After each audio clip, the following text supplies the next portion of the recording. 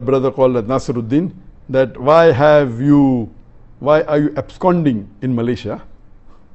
I'm not absconding in Malaysia. People know that I'm staying in Malaysia, in Putrajaya. What he may be meaning that why did I run away to Malaysia, or why did I come to Malaysia? And you know that there was an allegation by the Indian government because of the popularity, and many people were accepting Islam, and the new government, the BJP government, against the Muslims, and they had a lot of agenda. So they laid allegation against me, first on terrorism, they could not prove it. Then they said hate speech, they could not prove it. Then they went to money laundering, that also they cannot prove it. Then they tried to give me a bait and tried to convince me to come back at a compromise, which I didn't agree. Basically, I did hijrah.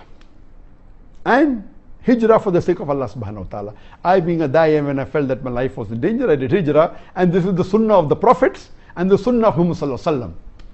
And I was happy that Allah made it possible for me to follow one of the sunnahs of the Prophet, which very few people can do. I did hijrah and I chose Malaysia. The reason is because I feel Malaysia is one of the best available Muslim countries in the world. Most of the Muslim countries in the world today have got problems. The best available amongst the Muslim countries, more than 56 that are there, I felt Malaysia was the best. That is the reason I came here. The reason I felt Malaysia was the best is, number one, that Malaysia is away from the war zone.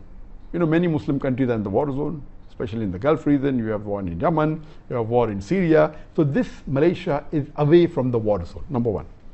Number two, it's away from the wrong influence of the Western countries. You know, people, the Gulf countries and Muslim countries close, which are in Europe and otherwise, they're under the influence, the bad influence of the Western countries, which Malaysia is away. It has very little influence of America and the Western countries, number two. Number three, Malaysia is the country which has the strongest passport amongst the Muslim countries. A Malaysian can travel to 185 countries without any visa. This was, I checked up last couple of months back.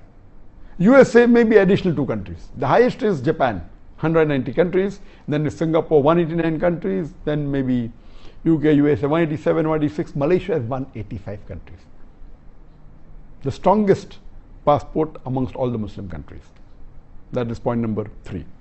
Point number 4, amongst the non-Arab Muslim countries, I'm not talking about the Arab Muslim countries, the non-Arab Muslim countries, on an average, a Malaysian, according to me, is a more practicing Muslim than an average Indian or average Pakistani. I do not mean bad for the Indians or the Pakistani, even I am an Indian Muslim.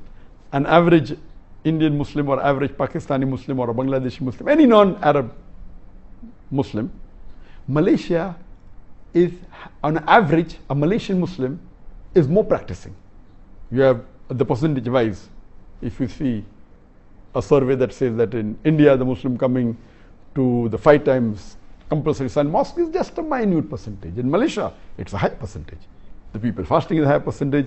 That's the reason, as compared to the other non-Arab Muslim countries, the practice of Islam is stronger. That's point number 4. Point number 5, that in Malaysia, the federal religion is Islam. So you don't have to feel shy to call yourself Muslims.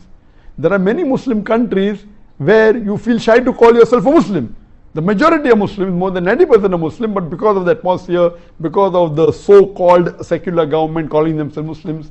So these were the reasons that I chose Malaysia over other countries. I had got requests from more than 12, 13, 14 countries to come and stay there, and I chose Malaysia as the best amongst the one available.